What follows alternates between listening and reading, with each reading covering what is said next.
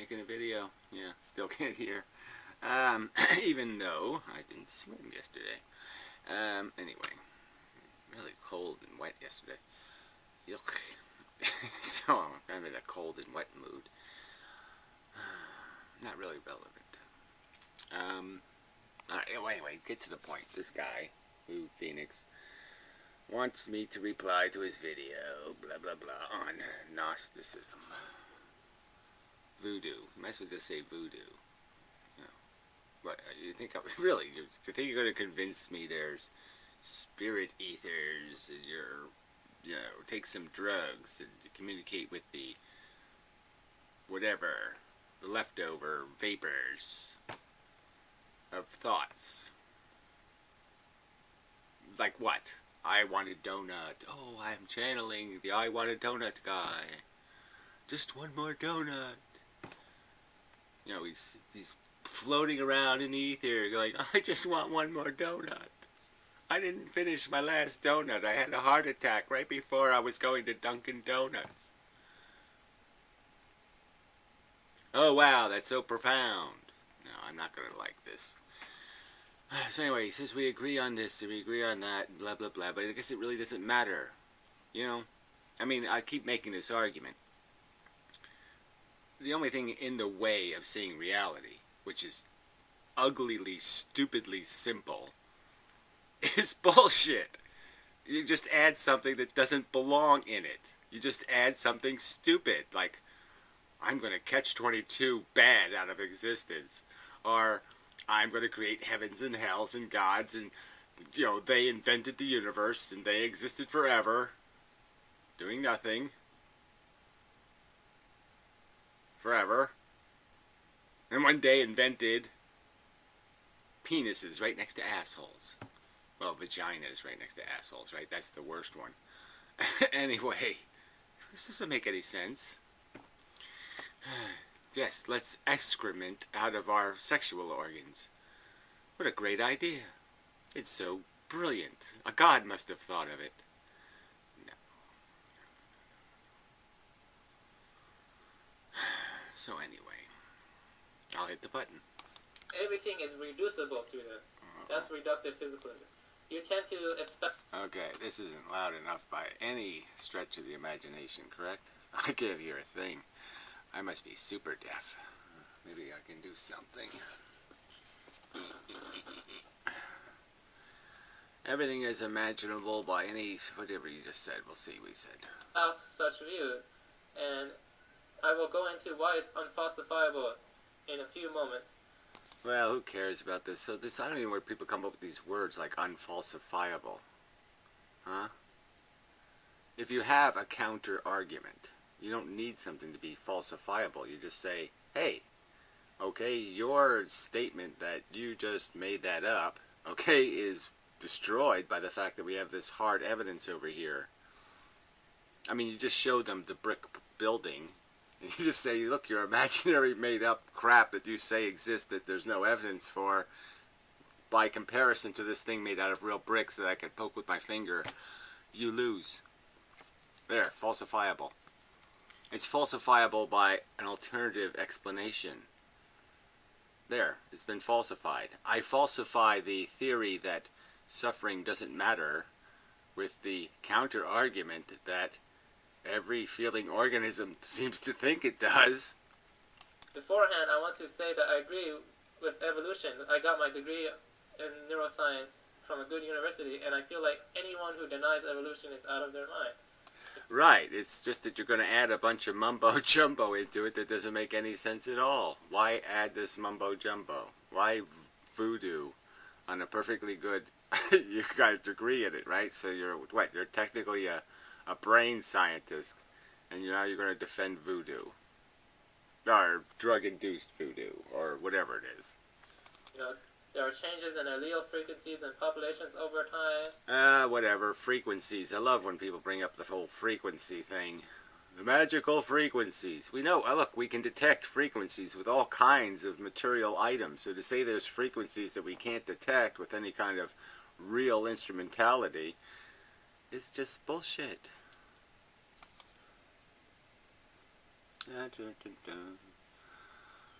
that leads to changes or modifications in morphology, physiology, or behavior. This is due to natural selection, mutations, gene flow, genetic drift, and non-random mating.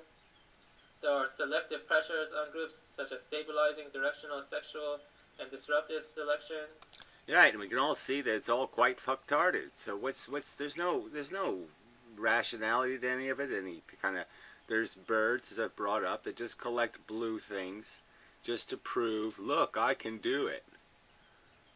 I can waste a big giant pile of time, and that's how they impress the women, is by essentially saying, look, I'm so good at beating the shit out of everybody and stealing their money that I can spend all day collecting blue shit for you. Yeah.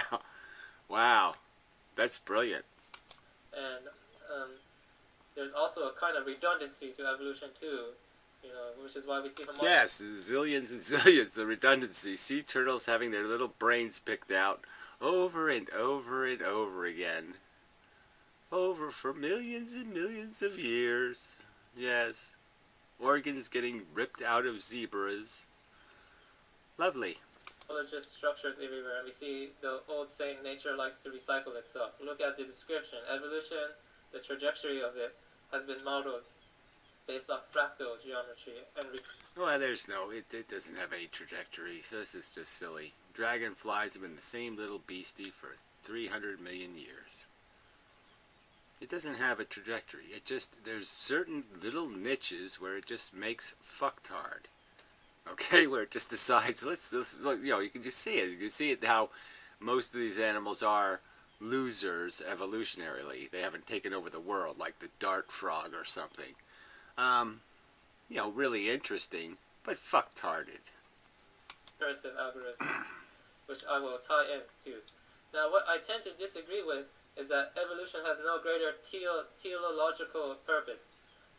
Explanation. Teleological explanation. Teleological means end purpose or functional, like we build a car for it to drive. That's the teleological.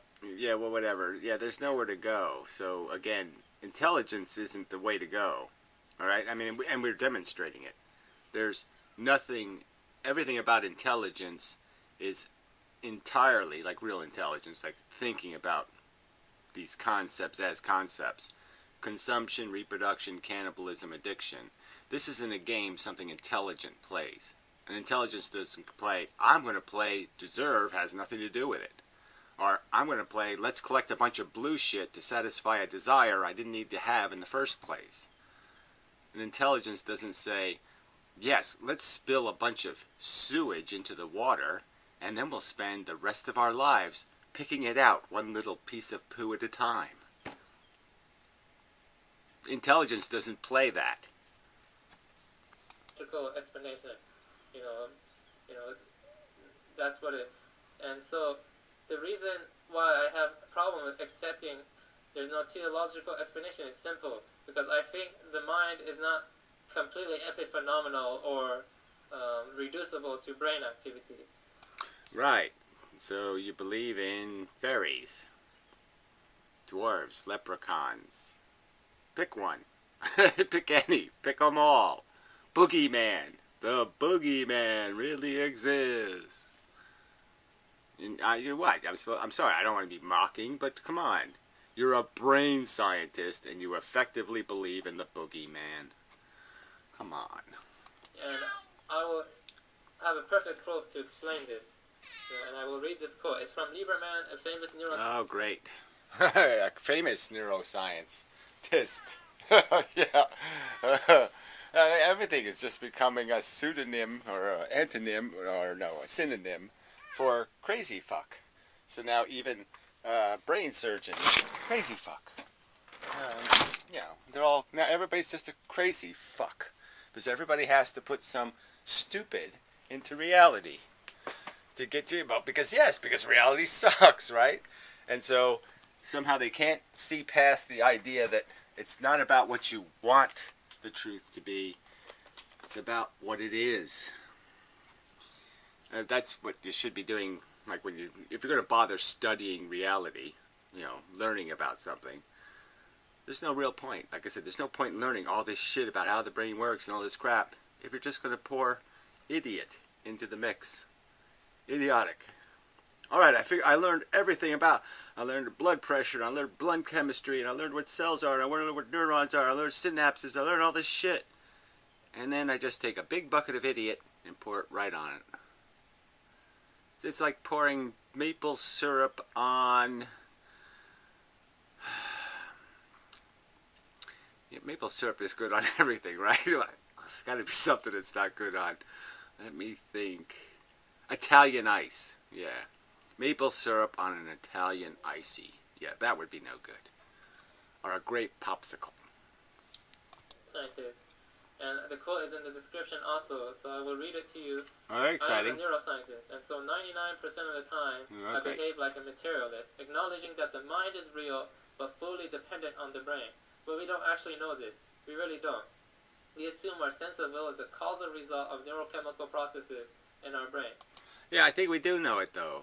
Factually. I think we do. I think we do know, because there's so many of those aberrant cases. You know, somebody born with half a brain, or then somebody has a big steel rod shoved through their, well, I guess it was shoved through this way. It goes through the fucking middle of their brain and turns them into an emotional imbecile. We see these examples. But this is a leap of faith. Perhaps the brain is something like a complex radio receiver that integrates consciousness signals that float around in some form. Well, it's got to be more complex radio receiver than any radio receiver we've ever invented, and that would be kind of silly, I think. I think it's just kind of silly to say that neurons, besides doing all this synapse crap and all this other complex chemistry, are also, you know, have a bunch of radio transmitting devices built into them. I think that's just kind of silly. Perhaps one part of visual cortex is important for decoding the bandwidth that contains motion consciousness, and another part of the brain is critical to decoding the bandwidth that contains our will. So, that contains our will. I don't even know what that means.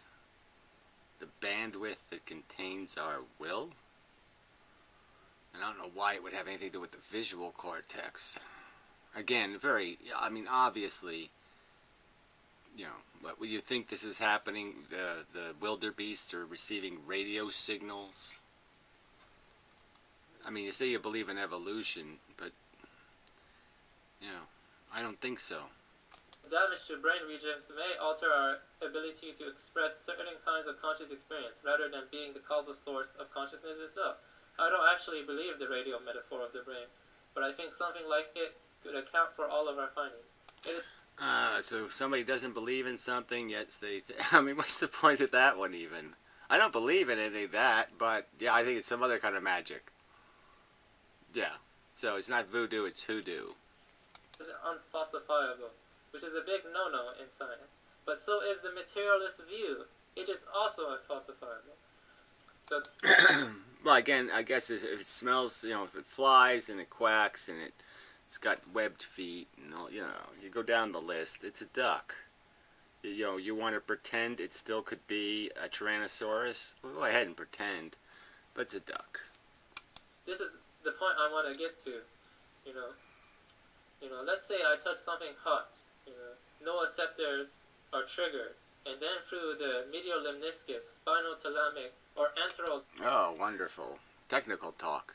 The lateral synaptic tract conveys pain and temperature. Okay. It senses. Ooh. Lateral. Out of those three pathways, I forgot which one.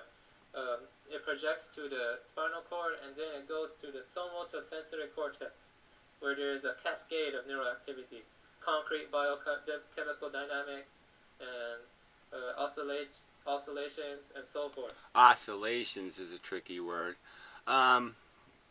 Whatever, there's processing, there's reflexes. Neurons are reflexes. That's all they are. Something happens at that end, it produces an output at that end. It knee jerks. That's all they do. It's a cascade of knee jerks. And jerk is the key word. And from this neuroactivity, the feeling of pain supervenes on it. It's not reducible to it, and so forth.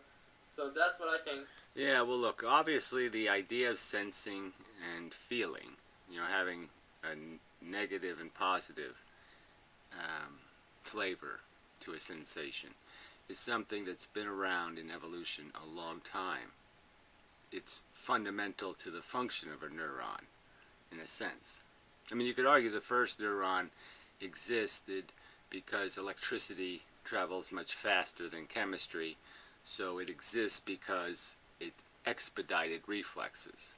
So instead of waiting for a chemical compound to travel all the way from one end of the beastie to the other end, now an electrical signal traveled from one end to the other end, and it just expedited this idea of behavior and the idea of it having a centralized location. The idea of sensual processing and the development of all the senses is through that process of these having neurons. You're not going to have senses without neurons because it makes them work. It makes them real time. And that's really important. I mean, there's no point in finding out 20 minutes later that you're on fire. To say it's reducible to it means that our suffering is just brain activity, or it's just some mechanic. Yeah, it is. That's all it is. It's really interesting. I mean, it'd be really nice for somebody to research it and to figure out in more detail how the mechanics of this identity, this this thing that feels alive, that sensation, how that's manifested, how that illusion is created. But I just don't think it's necessary. I think we can understand why we have it. We have it because it's a really good way to motivate organisms and to give them agenda that is not specific. So now they can modify behavior to their personal circumstance. It's not knee-jerk anymore. It's not it takes out the, okay, this is always the trap, right? Because although it is deterministic, although it still is knee-jerk, it makes it combinable. So you're taking past information and all the senses' present information and combining them to create a reaction. So the reaction isn't about now. The reaction is about what was, and what you're basically doing is creating the ability to predict what will be. So you can essentially understand, I'll get killed if I eat now. And that's the key. I always use that example, but that's why we have a brain. It's because you can have competing interests. You can be desperately in need of a meal, but you can now know, because you have a brain, that eating now might be dangerous because there's a lion over there and he'll kill you. And so now you can have knowledge of these two. Now you have these two interests, and those two interests are blended through your life experience, and then you only act when the circumstance is optimized, when you have the least risk of being eaten by the lion and the greatest opportunity to gain sustenance. It just increases efficiency. It does that very well. So that's why we are conscious, is because it works as a mechanism for optimizing behavior. Mechanical process and not a subjective kind of felt property to it. Qualitative, So it's the qualitative property supervenes on it. And I will get into how this all relates and so forth in a few minutes. See, the problem with your reductive physicalist view is someone like Marcus de Sade, who is a good fiction writer, but I don't really like him as a person, could argue, oh, well, if it's all just material and mechanistic processes, why should I attach value to suffering? Yeah, well, you could say something stupid like that, but I'm just saying, as somebody who's experienced suffering, There's absolutely no reason to deny its existence. I'm just saying, I felt it. It's an event. It would be idiotic, in my opinion, for me to say, oh, but I can intellectually make it go away. I can't even do that personally, to tell you the truth. I could intellectually maybe make somebody else's suffering go away, right? I can pretend. There's no way I could even play this game with myself. There's no way I would go to the store and just say, I know suffering's an illusion, so I'll go buy a big bag of it. No. I'm sorry, I don't understand that at all. You're telling me that some guy who's supposed to be, you're saying you like him and he's smart, you're saying somebody smart is telling you suffering doesn't matter because it's an illusion of material brain function, and he's felt suffering? I have to blankly stare. What the fuck are people talking about? I mean, I don't know what they're experiencing, but my experience of it, is plain. I mean, it's just quite obvious. No fucking way do you want to do that shit. Suffering be bad, okay? I mean, it's just not a complex question. And if you can't figure that out, again, that's just, you've poured idiot on your brain. Because, it's such a cold and indifferent universe.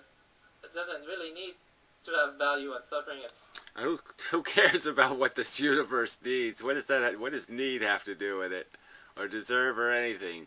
Yeah, it's a dumb system and it will torture things. So it has nothing to do with the universe having any knowledge of the dangerous thing it's playing with. It has no knowledge. It could be sitting there in its playpen banging nuclear bombs on, with hammers. The universe is an idiot. So yeah, the fact that the universe created something idiotic, well, it's because the universe is an idiot. So, or any kind of mental state. So he's just like, oh, I just go fuck around, and even if I have kids, I can be negligent and don't give a shit. See, that's the problem. Well, you say it's a problem. I'm saying if somebody's going to pour that much idiot on their brain, you're not going to solve it with your Gnosticism. Sorry. You're not going to solve it with voodoo. Because they'll just turn the voodoo into they'll pour idiot on your voodoo. I'm just saying, that if somebody's that desperate to evade simple responsibilities of what the facts indicate, you're not going to solve the problem with a fucking Red Riding Hood story. With such a view, but here's what I would argue. I would argue that evolution is inherently cruel. It's inherently wasteful. It kills, in some species, 1 million children to create one adult. That's right, it slaughters them. It cuts their heads off. It cuts their arms and legs off. It splits them down the middle, has their guts fly out. It kills them in this brutally harsh way to create one individual that gets to have sex. That's it. Yes, that's ludicrous. That's evolution. It's fuck-tarded. Evolved to devour each other and eat each other and...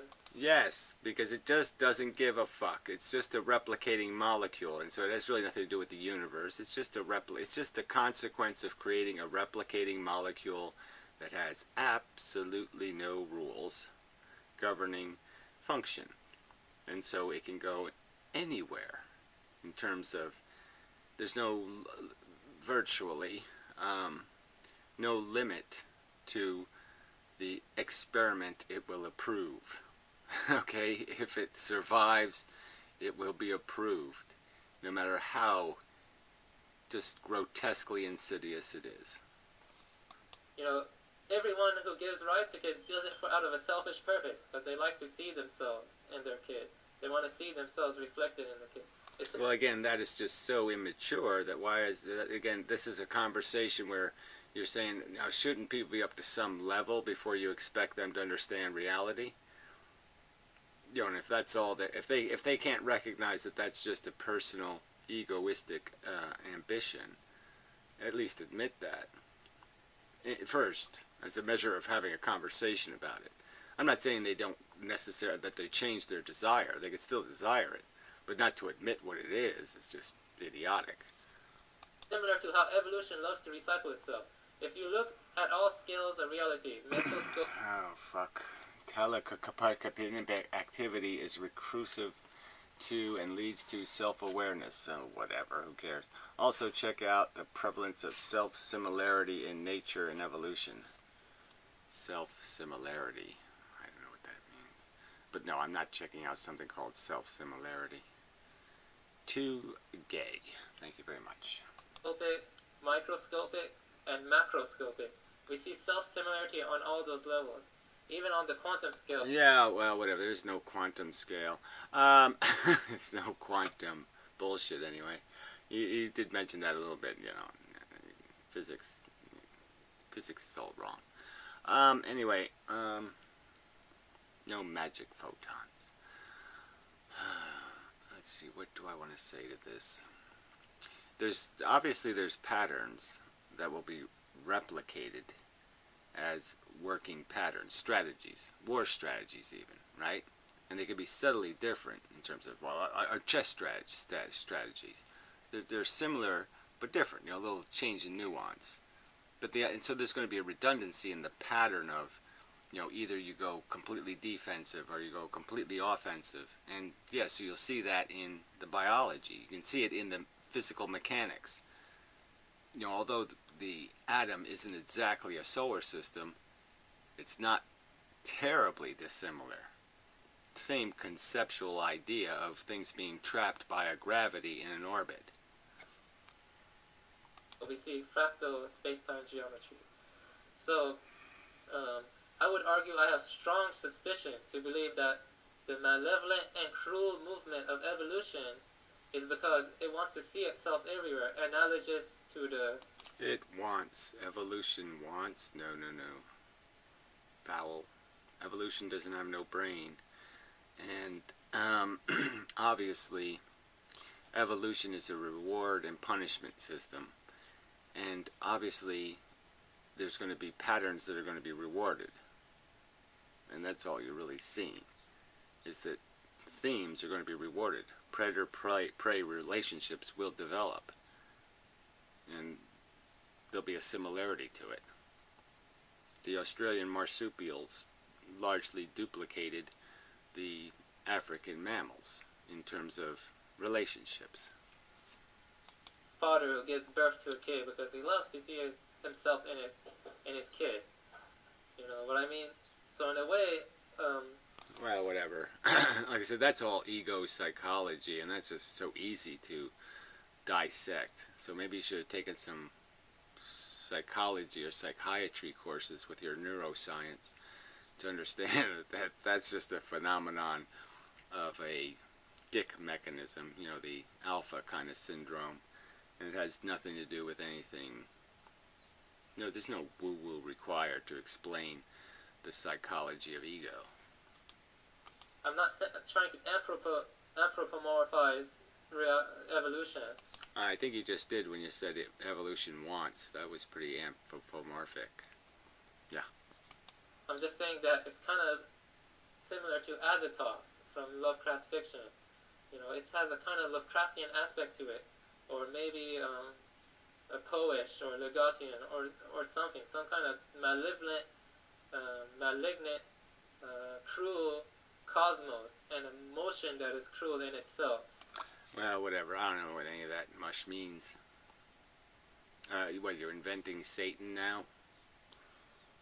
You know, the universe wants to hurt us? I don't think that's true. That it brings us... It's just a train wreck.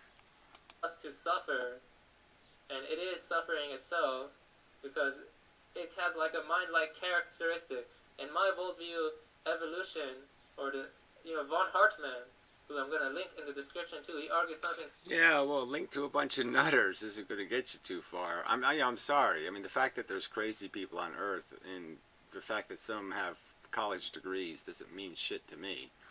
There's lots of people with college degrees talking absolute shit. So, you can spout all the names you want, but most people like the Pope, you know, or are some kind of mullah in Iran. So why don't you quote the mullah in Iran and the Pope if you want to go by popularity of authority? Yeah, I'm not listening to either one of them either. Similar too. He says that the unconscious is not entirely localized in the brain or cognitive processes, that the self-organization of the cosmos or a phenomenon is due to this driving force. Yeah, well, whatever. There's absolutely no evidence for any of this mumbo jumbo. Okay, we have dissected enough of the universe to understand the basic mechanics, and although we don't see the particulates that make gravity up, and they are real, gravity's a thing, the rest of the things we do see. And we could start with photons, which are almost gravity. They're just gravity with a frequency. So we've seen the little bits. We have the little bits understood to some extent, and there's no other super little bits. There's no other element missing now, well, especially now that I fixed physics. So, you know, there's no room for this mumbo jumbo. It's a kind of voluntarism, which says that will is primary and reason is secondary, you know, and so it's... Yeah, well, that will and reason thing I want to get to. That's that whole Hume bullshit. You know, and so, you know, Logic Rolls the Dice posted a whole bunch of drivel on that subject. And it's drivel, in my opinion, in the simple argument that obviously the machine is motivated by emotions or passions or something that has authority in its brain says do that. But the reason why we do certain things that are altruistic in their function is back to ego again. It's because we've acknowledged the existence of something called the truth, and we've acknowledged there's something called good and bad behavior. And so I would argue for my own maturation. I was born a little selfish cunt, and I acquired a passion, okay, for the beautiful breasts of the truth, and I wanted to be close to them. And the closer I got to them, the harder my dick, so to speak, got. And yeah, that's how I developed a passion to not be a hypocrite and not be an asshole, because I learned that these are bad things, and to retain my mojo, you know, to keep the blood flowing to my nuts, I had to have integrity. I had to have a sense that I have done an honorable job. I fought an honorable fight. And so I would be dishonoring the truth. And that would be a violation. That would be a rape of sorts. And to commit such a crime would be obnoxious to my sense of self. And so clearly, that's the passion. So when somebody has a passion for the truth, then Hume is full of shit, because now all intellectual reasoning becomes keenly important to that passion. It's the focus of that passion. Is anything saying? That's why I get so hostile when assholes like Hotliday impugn my logic or say I'm missing something, because they're attacking my character. They're saying that somehow I'm not seeing the truth, or I may be deliberately hiding it from myself, or I might be distorting it. So they're accusing me essentially of a kind of rape of what I consider to be the goddess. And I would never rape the goddess. That kind of thing. But that's all it takes. Once you love the truth, Hume is wrong then, because now you're entirely, everything intellectual becomes critically important to your motivation. You become driven. It's like even Anticontivant, he's kind of conceding that argument. Yes, you become driven by this idea of failure. Failure becomes defined as, you know, feelings of guilt, feelings of failure. You become completely obsessed. It's just like an Olympic athlete, or you could compare it to so many things. And there's some guys, right, the real guys, they would never cheat. Because that would just be a complete destruction of everything they're worked to be. Yeah. Anyway, I don't want to get into a long thing on that, but it's not that complicated. I mean, it's a little complicated, but it's not that complicated. It drives evolution and its desire of redundancy. Like, look at the drives evolution. See, again, there's really is no driver. The driver is if it can happen and it can survive, you're in trouble. It made Tyrannosauruses. I mean, evolution. It made AIDS viruses. I mean, there's no driver. That's why the bus is crashing all over the place. That's why it makes more stuff than exists. I mean, that's why there's more failures than successes. It's because there's no driver. The blood vessels. There's a lot of redundancy there. Some blood vessels are totally not essential, and I believe I'm gonna link you to that too. Well, to say non-essential is kind of tricky, right? Because we know some of that redundancy is there just in case something bad happens, like some part of you gets wiped out, that there's an alternative source of blood in case that happens. So some of those redundancies are really backup plans, so you can take some damage and still keep on ticking. I mean, that's why we have, you know, arteries on both sides of our neck. Not only because it creates more blood flow, but probabilistically, if something happened where one got sealed or crushed, you're not dead. You're not dead till both are done. That kind of thing. But anyway, I don't know if I want to go on forever and ever on this. I guess I could just jump to the end. You know, I don't know if I want to do that either. That's kind of unfair. Maybe I'll play the rest of it and take notes and make a counter or sum up or something. But look, there's no... you're just arguing. You're talking to the wrong person. You should be able to figure that out. I'm a hardcore materialist, and until you show me evidence of any mumbo-jumbo, forget it. I mean, if you don't have evidence, and all you have is, well, I personally once stepped on a crack and my mother broke her back the next day. I mean, you got to do better than that. I mean, if all you have is one anecdotal case study, that's not going to work. You got to show me a lot of mothers with broken backs. You got to show me a real statistical correlation, and the only statistical correlation between Gnosticism is a statistical correlation between people living in cardboard boxes and you know, people eating their own poo and stuff like that. I mean, there's, you know, and drug addicts and losers who want to pretend they're really superheroes who are just having a bad day. Yeah, but there's no statistical correlation between Gnosticism and anything called brilliantly insightful. Sorry, in my opinion. So, till next time. It's just idiot. Don't pour idiot on your brain. Don't do it. It just isn't going to do it any good. Idiot is poisonous to brains. You just don't pour idiot on brains. Idiotic. Yeah. So, yeah, we need a poison control agency that stops people from buying idiot at the local religion store and pouring it on their brains. Yeah. There's people should not have a right to pour idiot into their kids' heads. So, anyway.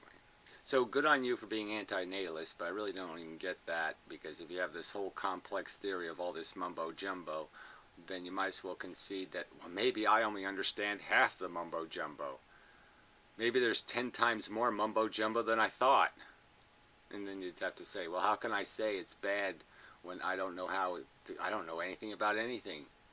Because there's all this mumbo-jumbo, and there could be all kinds of layers of mumbo-jumbo. I mean, maybe you're only 2 layers deep into the mumbo-jumbo. I mean, you could be missing a whole bunch of other layers of the mumbo-jumbo. This doesn't go anywhere good. Anyway, till next time. Sorry if this video is auditorially challenged, but like I said, I'm really... My ears feel okay. I just can't hear out of them. I can only hear me inside my head. It's really getting to be irritating. Anyway, till next time.